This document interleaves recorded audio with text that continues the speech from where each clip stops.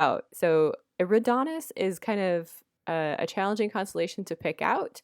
So if you have like a kind of a constellation app sort of thing, um, then then that's great. Um, and I'm not sure what just happened. Facebook just blinked at me. It says I'm live now.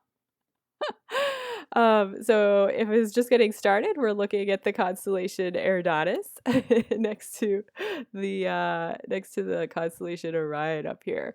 Um, so yeah, so in that band you have Omicron 1 and you have Omicron 2 Eridani, and try to find Uranus again if you can with some kind of like a star finding app or constellation finding app where if you like point it at the right part of the sky, it says, yeah, that's the right thing that you're looking at, because these aren't super bright stars. Um, but if you can spot these two, these are pretty cool. Really, really great in a powerful telescope. Binoculars doesn't quite do it justice. And I feel like if I zoom in Stellarium, it still doesn't quite do what I want it to. No. Okay. So if you do get a beautiful telescopic view of this, Kied is a triple star system. It has kind of a, like sun-like star, yay, and then it has two little stars, like a little white dwarf and a little round dwarf. So it's one of the closer brown dwarfs, so you can see it has like a really deep red-brown hue to it. As you can see, it's, yeah, not too terribly looking for distances, and I'm not seeing anything I want right now. Distance only 16 and a quarter light years away, so it's relatively close to us. So that's one that we can see in our night sky, and isn't that awesome? So that's a challenge for the week. If you're out looking for constellations, review the ones that we saw last week. Again, we saw the big dog and the little dog. We'll just turn on the pretty pictures again. So the big dog, Canis Major, little dog, Canis Minor. At some point, I'll talk about the invisible unicorn between them. And then this week, look for that river. And especially if you are further south, again, if you turn off Brooklyn, in case this wasn't running before, if you turn off Brooklyn, it goes all the way down to that really bright star Achenar. It'll be really, really bright in the south. Also Canopus, but more on that maybe another time. All right. So that's some fun things to look for in the sky this week. And also, we have our planets that I said I was going to complain about last time. So we see Mars and Uranus up here. And fun thing, if we kind of move through time a little bit. Oh, here comes the moon. And basically on the night when they're almost closest, like I think the 19th is when they're about the closest, the moon's going to be coming by them. But go ahead and check it out, Mars and Uranus. That'll be a good chance to try to look for Uranus in binoculars. So even if you don't live in a super, super dark sky where you can see Uranus with the naked eye, which is a thing, even if it's not quite that dark, like darker than Brooklyn, but you don't have to be like middle of nowhere in the Sahara. Somewhere in between, pick out Mars in your binoculars and then see if you can spot Uranus nearby. So that'll be kind of like a marker. I like to use the moon as a marker as it goes by things to help me find stuff in the night sky. But here we have Mars. It's kind of pointing our way to Uranus. So a fun thing for you. In binoculars, it might not really stick out too much. You might not be able to see too much color. In a telescope, you can see a little bit of the hue, kind of a blue-green hue to it. So that's kind of looking up in the night sky this week. And actually, we're even going to pop back over and see some of that in open space. I meant to kind of zoom out, but we'll just move back over here and see what's happening. So go ahead and turn on some of the orbits of the planets and zoom out, just so we can kind of see that alignment between Mars. So there's the Mars. I'm looking for Uranus off in that same direction. So we can see that. Great. So glad it worked out. So if you're on Earth, you can see right now Earth, Mars, Uranus, all basically lined up. And I actually set this date for the 19th, so they are very much lined up. Nice little line. Very great. But you notice they're not going to be like super duper close like Jupiter and Saturn were last month, because even though all these planets are mostly in the same plane. They're not all in the exact same plane, right? So there's some squishiness, right? So if I try to rotate this around, I mean, it's all just kind of a little bit of a jumble, but like the Uranus line and the Mars and the Earth line don't all line up perfectly. The lines are actually much, much larger than the planets at this scale. So that's why we don't see them actually like transiting each other, but they do come nearby. So isn't that wonderful? So that's some fun things in the sky. And then Parker. So that's our mission. So Parker Solar Probe, as you can guess, is probing the sun. So instead of starting close in, I actually want to start kind of far out. And I just realized this is in different units than I thought. If we come out a little ways, actually, yeah, this should be right around 100 astronomical units away. So out around this distance, depending on the direction you go, because it's not symmetric, that's kind of the edge of the magnetic influence of the sun. So the heliosphere, which is, yeah, basically sun's magnetic field. So that is not symmetric. It, might be kind of stretched out more in one direction than another, based on the sun's motion and where it is in the galaxy and the interstellar winds and whatnot. But this is kind of the distance at which it kind of tapers out. And if anyone was taking the Voyagers class last night, we talked all about that. So this is kind of out where Voyagers are right now. And if you want to learn more about Voyagers, there's a class for that. Go to AAA.org and sign up. So that's Voyagers, but we want to talk about Parker. But why am I out here talking about the heliosphere? Well, because out here is where the heliosphere is kind of ending, and Parker's looking at the other end of that, like where it's kind of beginning. Like the idea is like what's happening that causes this thing, like trying to study the solar winds like far out away from the sun. Like we've done that. We can send stuff far away from the sun, but sending stuff really close to the sun, that's tricky because, well, space is hard anyway, but getting really close to the sun is just that's really hard because it's really hot and you have to have a certain amount of energy because you don't want to crash into the sun, all this stuff. So we come back in a little ways. And I'm going to talk about a little bit of how we've been able to study this in the past. And that's basically, if I focus there, by using solar eclipses. So solar eclipse, basically you get the moon, there's our moon, blocking out the sun as seen from Earth. So if you put your thumb over something really bright, then you can see the stuff around that bright thing better. That's called a coronagraph, basically. So when we have a solar eclipse, which I think I have a picture of, solar eclipse. Nope. Nope.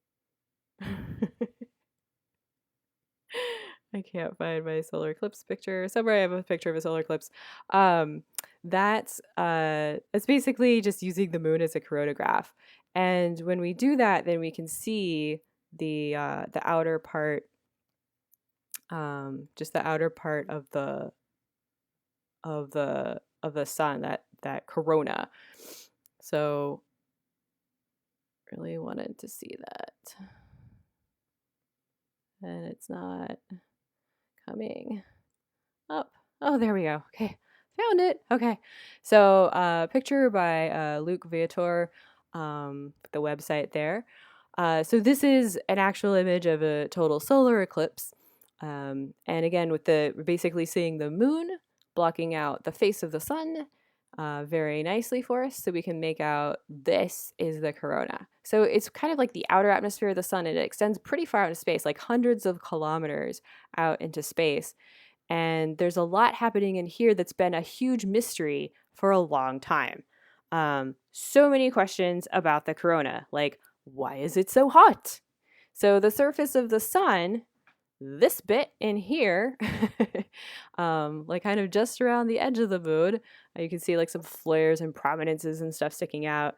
So that's like on the order of like 5,800 kelvins, which is, that's pretty toasty. But the outer part of the corona out in here is like 1 million kelvins. So it gets much, much hotter. And the question is, why would that happen? So why would it get like hotter as materials moving away from the sun? So that's been kind of a big mystery for a while. And so when we do have these solar eclipses, it's a chance for like solar astrophysicists to study the corona and try to study kind of these streams of plasma, these streams of charged particle and materials that's coming off the sun, and figure out like, how is that even working? Brian, my thoughts exactly. So yeah, so that's one of the big questions. So launching this thing out, people have had these questions for a long time, and even way back in like 1958, so like 50, 60, I can't count right now, a long time ago, people have been thinking about like, how could we actually study this? Like, how can we figure some of this stuff out?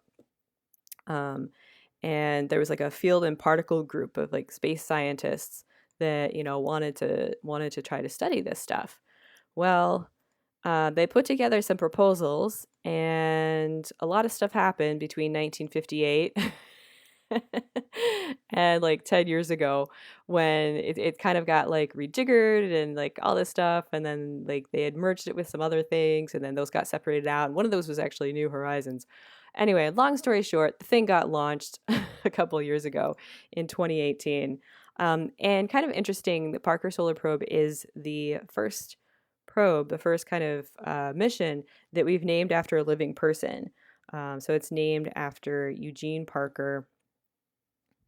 Yeah, Eugene Newman Parker, who was an American solar astrophysicist who kind of coined the term solar wind. So I don't know if you can imagine, like, try to dim down the corona bit a bit. But there's our sun. And we don't actually see Parker yet, but we'll get there. So yeah, so the tricky part is getting something safely from Earth to the sun, not letting it crash into the sun, not having it just go by the sun, but actually getting close to the sun and staying somewhat close to the sun without melting or crashing or any of those, really tricky things that can happen in space. So to look at a little bit more of that, we are going to transfer over to our new friend, NASA. There we are. So this is NASA's Eyes on the Solar System. And again, that website we saw at the beginning, we'll see it again at the end. You can download the stuff. It's really easy to run. They have a couple different programs. So this is set back to kind of the launch date for the Parker probe. So you can see a whole bunch of missions and stuff in here, all kinds of exciting things happening in the solar system. And again, if you want to learn more about some of that, you can take a class. There's a class for that that I'm teaching starting on Tuesday. So here we see Parker just launched off of Earth, and we're just going to kind of run through time, because I think some of these, the orbits of some of these missions is just fascinating to see how they run. So we'll kind of see it go out and around the sun. So one thing you notice, very highly elliptical. So it's not moving in a circle, but when things move in elliptical orbits, they go a lot faster when they're closer to whatever thing they're orbiting, and then they slow down when they're further away. So that was a fairly quick pass. So that was like perihelion number 1. And then it came back out like kind of almost to Earth orbit, but not quite. And we come back around perihelion number 2. And starting to slow down, not too much, perihelion number 3. But it's at some point, I believe, we're still going. That was 3. It gets like there we go, kick, Venus, all right? So these passes with Venus are really important. So that's what's going to help kind of absorb some of the energy, because we want it to not have so much energy. We want it to go to a lower energy, a lower kind of orbit. So with that little kick from Venus, now it's getting a lot closer to the sun than it was before.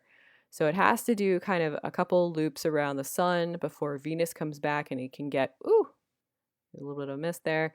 It can get some more kicks from Venus. And that was the last perihelion we just saw in October 2020. Sorry, I just can't get enough of these orbits and stuff. If we move forward a little bit more, we're coming up on, there it is. Here's kind of where we are now, the next perihelion.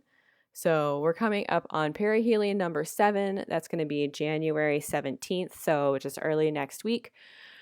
So even back in 2018, when Parker first went around the sun, it started setting records. Like, this is a record-setting mission. Like, most missions set records. This is no exception.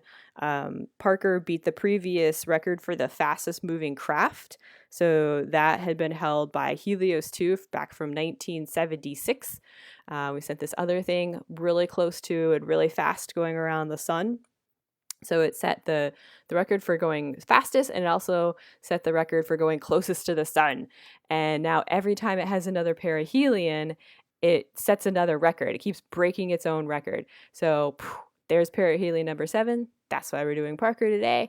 But it's going to keep getting closer and closer, losing more of its energy to Venus. Oh, wow. CC's getting a lot closer. So we're actually going to have a couple more perihelions this year. In April and August and November, and the 2 Venus flybys. This is the last Venus flyby coming up here. The October Venus flyby. So you slow it down a little bit. So just handing off a little bit more energy to Venus, near Elm. And it's also getting really close to Venus, so we're getting some cool views of Venus as well. And there's perihelion number 10. So it's going to be a while before it syncs up with Venus again. So I'll kind of speed this up. It won't be till about 2025 when it'll settle into its super duper close orbit. So here we are, 2022. Speed it up. I'm getting kind of dizzy. I wish I could center on the sun and do this. Maybe I should try that next time. But for today, we're just revving in there, and we're gonna call that we're almost there. Call it a day, I was gonna say. So kind of settling into this super duper close orbit where it's gonna come basically. Oh, there's that last Venus flyby. Oh man, look at that. All right, so we're just gonna leave it there. December, late 2024, and it'll get a little bit closer in 2025. So at its closest points, I said it's going to keep breaking its own records, which is pretty cool. At its fastest, it's going to be going about 192 kilometers per second. So that's fast. So if you go 11 some odd kilometers per second, you can if you can jump that fast away from the Earth, you can escape Earth, right? So that's, if you're thinking, wait, how fast is light? Light is 300,000 kilometers per second. So this is starting to be an actual percentage of the speed of light. This is, I wouldn't say 0.64. I did math earlier. 0.64% the speed of light. So it's still less than 1%, but that is by far the fastest craft that we've ever sent out there. And it's going to be down to 3.7 million miles from the sun, which sounds really far. But when you think about it, that's only a few, I think it said 9 some odd solar radii. So this distance in here. So that's definitely enough to get singed. So this thing was built to last, we hope. Some of the instruments we have on here, they've been kind of quote unquote listening. You can actually find audio files of kind of the sound of the solar wind out where it is, and also the sound of all these ions and dusts and things hitting it. So some of the cool science that it's done is actually find out where, or is starting to figure out where the kind of dust in the plane of the solar system ends. So if anyone's ever heard of zodiacal light, that kind of hazy light you can see sometimes, sunrise, sunset, under certain atmospheric conditions. So that dust should actually end somewhere close to the sun. All this dust is like little tiny bits of particles that will reflect light. That's how we see the Gegenschein or zodiacal light. But the Parker Solar Probe, because it's whizzing around so fast, it's getting bombarded with this stuff. And there's a little bit more of it than they expected, but we think it's going to be okay. So we have like all of this instrumentation on, this is kind of the business end of the probe. And this is like the safety side, right? So this is like the heat shield that gets super hot. I don't remember how hot. I don't know. Really, really hot. But on the other side, it stays like room temperature. So it has all this cooling whatnot over here. And it has like this one little guy. It's like peeking around. Kind of on the right side there, you can see that's the forward-facing solar wind ion sensor. And then just kind of right behind the heat shield is where you have just that apparatus between kind of where the heat shield is and where the solar panels are. That's a bunch of cooling stuff, so that the business end stays at nice like 70, 80 degrees Fahrenheit. So not too nasty and sweaty. So that's a little bit of our probe. I want to make sure. I feel like I'm missing a thing. Oh yeah, so it doesn't take a lot of pictures. There is actually a couple interesting instruments. There's some pretty interesting backronyms, I think. My favorite is Whisper. That's like the wide field imager camera that it has. So most of these are like facing away from the sun, except for that little one that's poking around the sun facing side. But it also has the solar wind, electron, and alpha particles detector. So that's SWEEP, right? Solar wind, electrons, alpha particles. Very cute. Okay, so it's like sweeping through the solar wind. Yeah. So I'm going to pop back on over to to open space. We can see a little bit more. So I have like if I can find it. Found it. Okay. So there's my Parker probe at open space. Just a little image I popped in here. So again, some of the things it's found, it kind of listened to the solar wind, quote unquote, and we're just gonna kind of roll. And it found these really interesting magnetic switchbacks. So again, kind of thinking about the winds coming off of the sun, what it's trying to study is the stuff like as it's getting further from the sun. If I roll, yeah, I can kind of roll that off that way. So kind of like almost like we're facing the sun there. Yeah, let's face the sun. So these kind of streams, they get like these little kinks in them, so to speak, where it's like it like switches back and then forth like a little zigzag, but it's still all moving outward. So that's kind of a big mystery. Don't really know why that's happening, right? So we want to find out more about that. So as Parker gets closer, I hope we can learn more about that.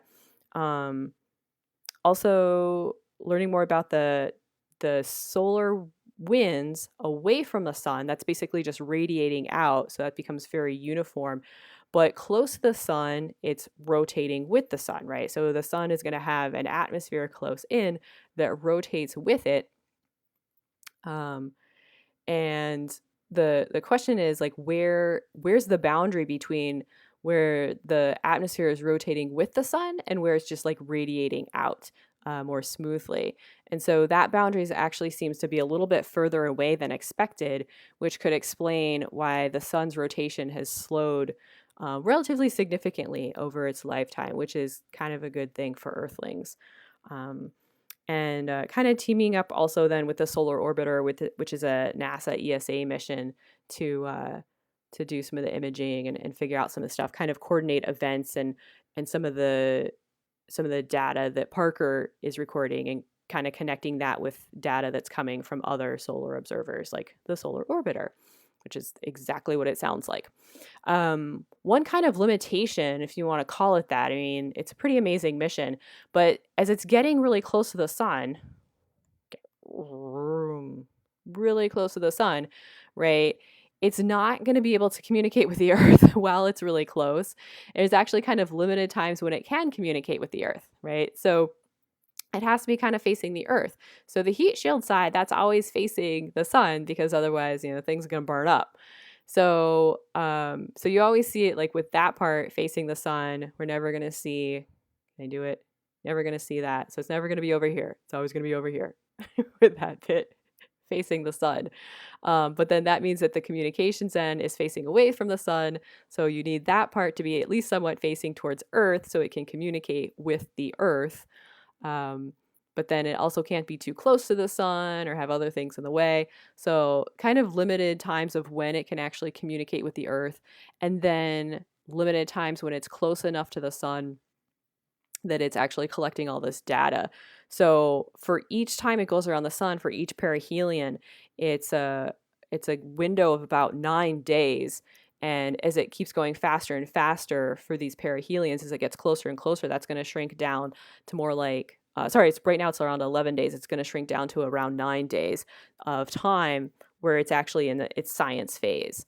So those are going to eventually just be like 9 days for each pass, but those are still some pretty productive 9 days. So even though it's not even into like it's super, super close mode yet, it still has a few more years to get a lot closer.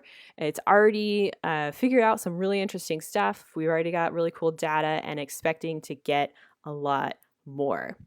So that is all I have to say about Parker today. And I have to get back to class.